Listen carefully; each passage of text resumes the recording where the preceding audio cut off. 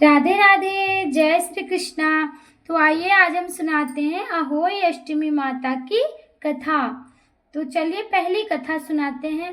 प्राचीन काल में किसी नगर में एक साहूकार रहता था। उसके 7 लड़के थे। दीपावली से पहले साहूकार की स्त्री घर की लीपा पोती के लिए मिट्टी लेने को खदान में गई और खदान में कुदाल से जब मिट्टी खोदने लगी तो देवयोग से उसी जगह एक सेह की माद थी। सहसा उस स्त्री के हाथ से कुदाली सेह के बच्चे को लग गई, जिससे सेह का बच्चा उसी क्षण मर गया। यह हत्या हुई देखकर उस स्त्री को बहुत दुख हुआ, परंतु अब क्या हो सकता है। वह स्त्री पश्चाताप करती हुई अपने घर आ गई। कुछ दिन के बाद उस स्त्री का लड़का मर गया। फिर दूसरा और तीसरा, अर्थात 1 वर्ष में उसके 7 लड़के मर गए। इस पर वह स्त्री रात दिन अत्यंत दुखित रहने लगी। एक दिन उसने अपने पड़ोस की स्त्रियों से रो रो कर कहा कि मैंने जानबूझकर कोई पाप नहीं किया है। हाँ, एक बार मैं मिट्टी खोदने को खदान में गई थी। जब मिट्टी खोदने में सहसा मेरी कुदाली से एक सेह का बच्चा मर गया था।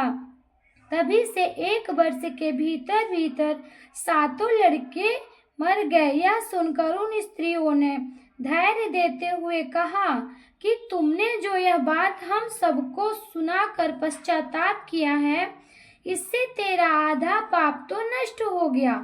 सो अब तुम उसी अष्टमी को भगवती की शरण लेकर सेह और सेह के बच्चों का चित्र बनाकर उनकी पूजा किया करो और क्षमा याचना करो। ईश्वर की कृपा से तुम्हारा समस्त पाप धुल जाएगा और तुम्हें पहले की तरह से ही पुत्रों की प्राप्ति हो जाएगी।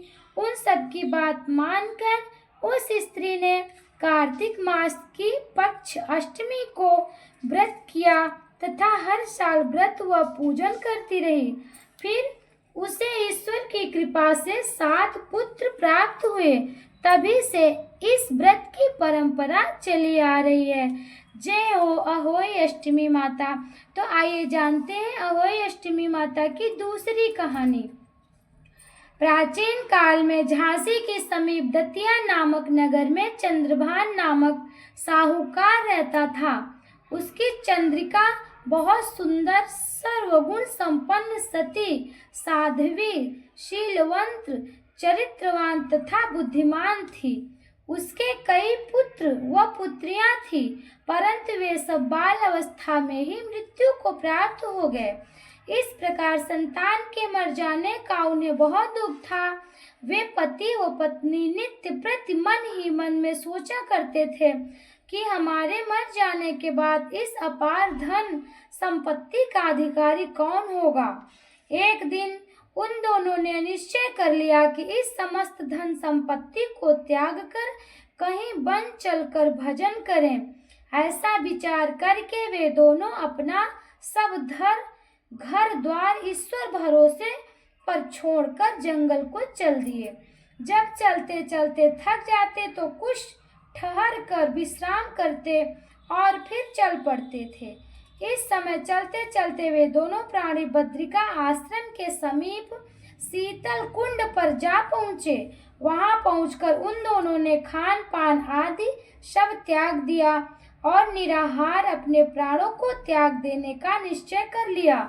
इसी तरह बिन आहार और जल पान के जब 7 दिन व्यतीत कर दिए, तब 7वें दिन आकाशवाणी हुई कि तुम दोनों प्राणी अपने प्राण मत त्यागो। यह सब दुख तुम्हें तुम्हारे पूर्व पापों से भोगना पड़ा है। सो अब तुम अपनी स्त्री से अहोई आठे, जो कार्तिक मास के कृष्ण पक्ष में आए, उसी आठे को अहोई माता का व्रत और पूजन कराओ। तब अहोई नामक देवी प्रसन्न होकर तुम्हें साक्षात दर्शन देंगी। तब तुम उससे अपने पुत्रों की दीर्घायु मांग लेना और व्रत के दिन तुम रात्रि को राधा कुंड में स्नान करना। तत्पश्चात इस आकाशवाणी के अनुसार चंद्रभान की स्त्री उस चंद्रिका ने बड़ी श्रद्धा और स्वच्छ भावना से विधि विधान से अहोई आठे का व्रत किया और स्त्री ने राधा कुंड में स्नान किया। जब वे दोनों स्नान करके वापस लौटे तो उन पर प्रसन्न होकर अहोई माता ने प्रत्यक्ष दर्शन देकर वर मांगने को कहा। तब उस साहूकार दंपत्ति ने हाथ जोड़कर कहा, हे माता, हमारे बच्चे के कम आयु होकर अहोई माता ने प्रसन्न होकर दर्शन दिया और कहा।